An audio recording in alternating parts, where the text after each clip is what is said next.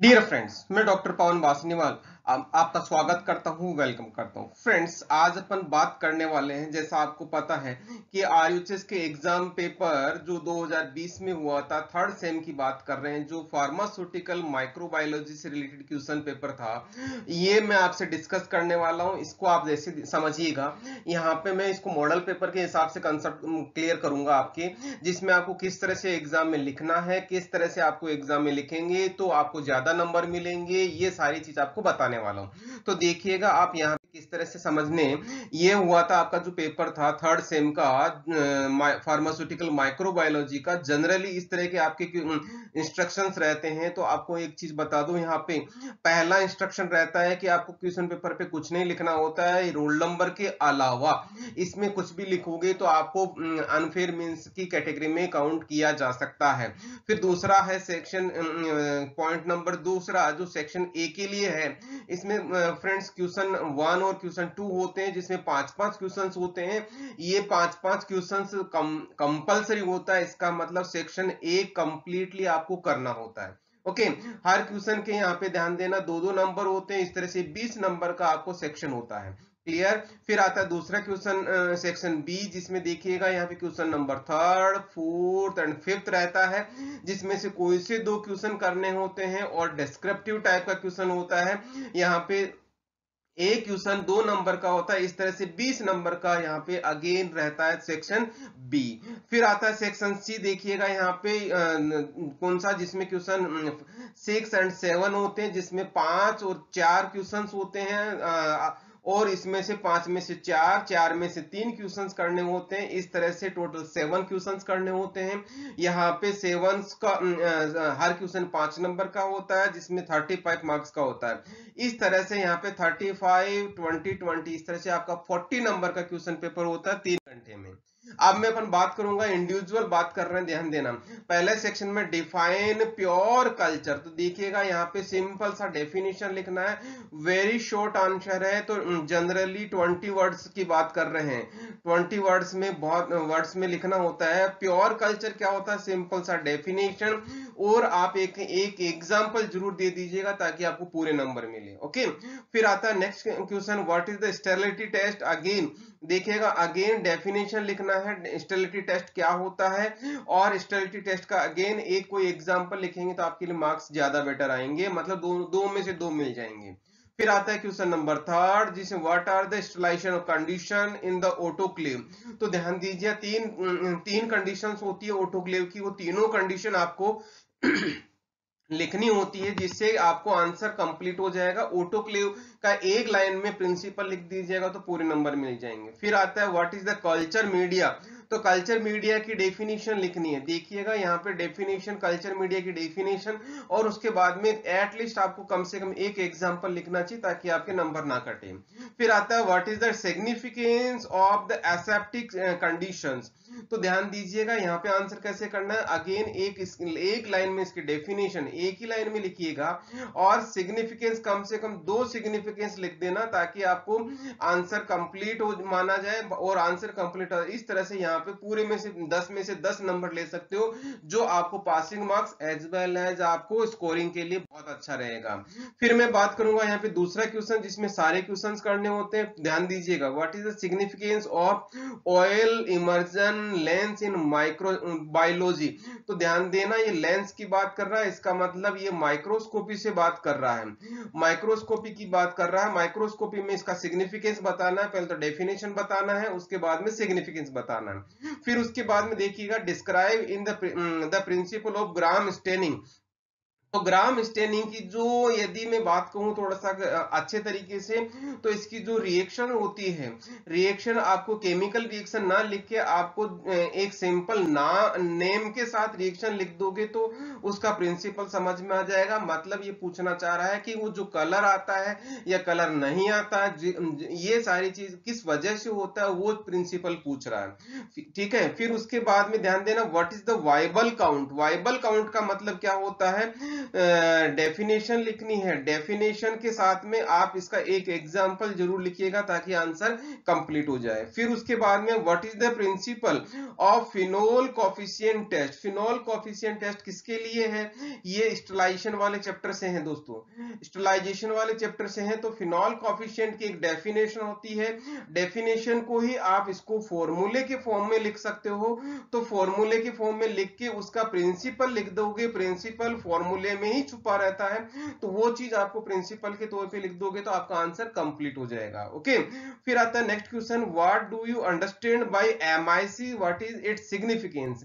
MIC की क्या है, मिनिमम इनहिबिशन कंसंट्रेशन, एमआईसी की डेफिनेशन और इसकी फुल फॉर्म लिखोगे और उसके बाद में फुल फॉर्म लिखोगे, फुल फॉर्म के बाद में सिग्निफिकेंस में इसमें क्या लिखना होता है, ये एंटीबायोटिक के तौर में इसका सिग्निफिकेंस होता है, उसकी डोज डिसाइड करने के में आता है, तो ये चीज आपको लिखनी है एग्जाम में ताकि आपको पूरे नंबर मिले। इस तरह से आपको 10 में से 10 यहाँ पर भी इजी वे में मिलेगा, जो आपको पासिंग एज वेल एज आपको मिलेगा इसको स्कोर करने के लिए। ओके, अब अपन बात करते हैं क्वेश्चन नंबर बी सेक्शन की, जिसमें आपको 3 क्वेश्चन है और इसमें से कोई सो 2 क्वेश्चन करने हैं, तो मैं इंडिविजुअल बताता हूं आपको आंसर कैसे लिखना है।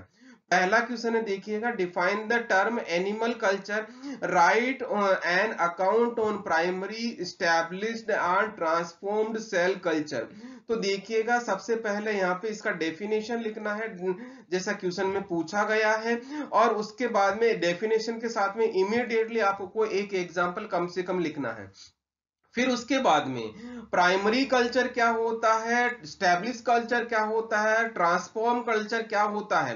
तो इसके लिए आप क्या करें, एक पहला इसका फ्लो डायग्राम बना दें कि फ्लो डायग्राम किस तरह से, कि प्राइमरी कल्चर किस तरह से बनाते हैं, फिर सेकेंडरी कल्चर किस तरह से बनाते हैं, और tertiary culture sorry transform culture कैसे बनाते हैं। फिर इनके आपको इंडिविजुअल पॉइंट लिख के, इंडिविजुअल पॉइंट मतलब प्राइमरी कल्चर, स्टैब्लिश कल्चर और ट्रांसफॉर्म कल्चर, उसके कैरेक्टरिस्टिक्स लिखेंगे, और या यूं कहूंगा उसकी प्रॉपर्टीज लिखेंगे। प्रॉपर्टीज लिखने के साथ में ही उनकी एग्जाम्पल जरूर लिखें, तो ये आपका आंसर कंप्लीट हो जाएगा विद क्लासिफिकेशन। इसी तरह से तीनों के लिए लिखेंगे, प्राइमरी, स्टैब्लिश्ड और as well as transformed cell culture. Clear.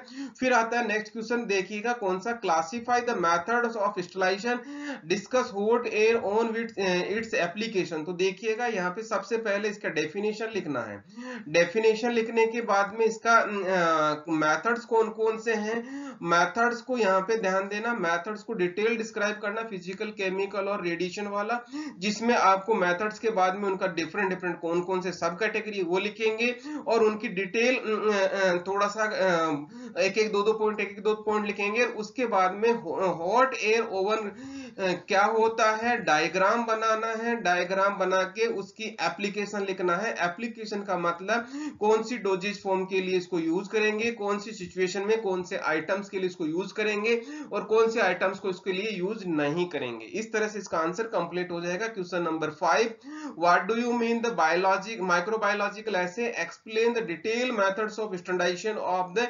Antibiotics. तो ध्यान देना, यहाँ माइक्रोबायोलॉजिकल ऐसे की डेफिनेशन क्या होती है, मैं ये कोशिश करूंगा यदि आपको आईपी के अकॉर्डिंग लिखोगे तो आपका आंसर बेस्ट जाएगा। यहाँ पे देखिएगा माइक्रोबायोलॉजिकल ऐसे की डेफिनेशन और उसके फिर इसकी क्लासिफिकेशन, क्लासिफिकेशन भी आप शॉर्ट में लिखेंगे। शॉर्ट में लिखने के बाद में methods of standardization of antibiotic, जिसमें आपको 2 मेथड्स होते हैं, उन दोनों मेथड्स का आपको डिटेल बताना है, तो और उसका मेथड्स का प्रिंसिपल और वो सारी चीज बतानी है, क्योंकि 10 नंबर का सवाल है ताकि आपको पूरे मार्क्स मिले। ओके, फिर मैं बात करता हूं दोस्तों सेक्शन सी की। सेक्शन सी में जैसा कि आपको बताया 2 क्वेश्चन होंगे, दोनों क्वेश्चंस में सब क्वेश्चंस के में आपके पास ऑप्शंस रहेंगे। तो देखिएगा छठे नंबर के क्वेश्चन में कोई से 4 करने हैं और यहाँ पे आपके पास ऑप्शन दे रखे हैं 5। तो पहला क्वेश्चन मैं डिस्कस करता हूं, classify the disinfectant with example. तो ध्यान देना, सबसे पहले इसके डेफिनेशन और डेफिनेशन के बाद में इसका क्लासिफिकेशन। क्लासिफिकेशन में आपको इसमें ध्यान रहे, क्लासिफिकेशन में डिटेल क्लासिफिकेशन एप्लीकेशन लिखना विद एग्जाम्पल।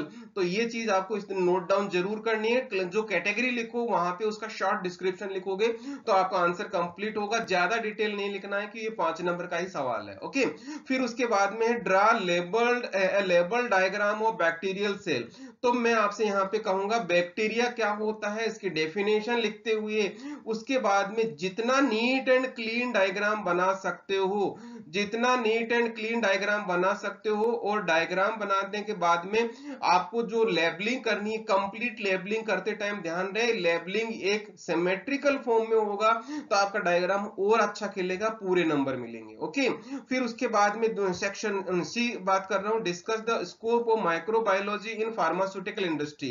तो ध्यान देना इसमें यहाँ पे सबसे पहले आपको क्या लिखना है, माइक्रोबायोलॉजी की डेफिनेशन लिखनी है। डेफिनेशन लिख के उसके बाद में इसकी एप्लीकेशन स्टार्ट करनी है। एप्लीकेशन आपको कैसे लिखना है वो चीज बता देता हूं। यहाँ पे पहले आपको लिस्ट बनानी है पूरी की पूरी जितनी आपको एप्लीकेशन है, फार्मास्यूटिकल माइक्रोबायोलॉजी के हिसाब से बात करनी है। बाकी जगह वाली चीज आपको यूज नहीं बताना है, एप्लीकेशन नहीं बताना। फिर इंडिविजुअल पॉइंट लिख के उनका आपको डिस्क्राइब करना है। इंडिविजुअल पॉइंट और आंसर आप पॉइंट्स में लिखेंगे तो ज्यादा नंबर आएंगे। ओके, फिर आता है question, discuss the importance of staining in microbiology. तो ध्यान देना अगेन मैं यहाँ पे कहूंगा स्टेनिंग के डेफिनेशन लिखेंगे। स्टेनिंग के डेफिनेशन के बाद में यहाँ पे इसका कौन कौन से तरह की स्टेनिंग होती है वो स्टेनिंग टाइप्स लिखेंगे, या यूं कहूंगा क्लासिफिकेशन लिखेंगे।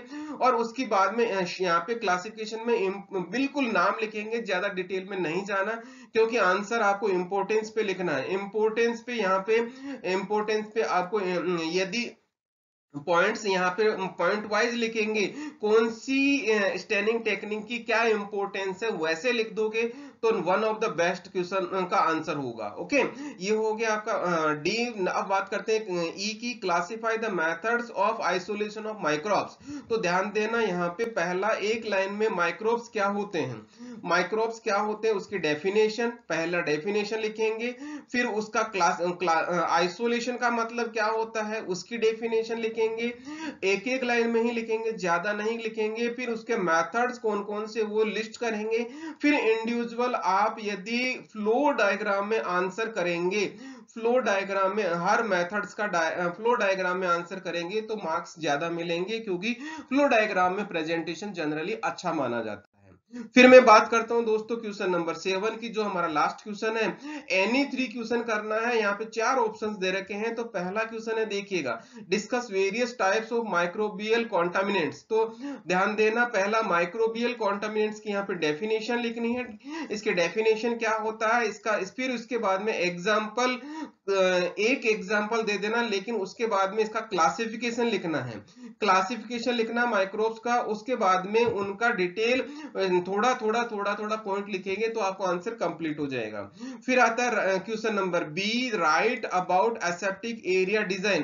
तो एसेप्टिक एरिया डिजाइन का आपको डायग्राम बनाना है। डायग्राम बनाने से पहले इसका डेफिनेशन लिखना है, एसेप्टिक एरिया क्या होता है, फिर इसका डायग्राम बनाना है। डायग्राम में ब्लॉक बनाने इस तरह से कि कौन सी चीज कहां रहती है। उसके बाद में आपको उसका नॉमेनक्लेचर करके उसको इंडिविजुअल डिस्कस करोगे तो आपके मार्क्स अच्छे मिलेंगे। तो ध्यान देना यहाँ पे डिजाइन अलग अलग तरह की डिजाइन बनानी है इस तरह से जैसे हमारा घर बना होता है। उसके बाद में क्वेश्चन नंबर था, discuss different methods for performing sterility testing. तो यहाँ पे आंसर इसको कैसे करना है, स्टेरिलिटी टेस्टिंग क्या होती है इसकी फिर से डेफिनेशन लिखनी है।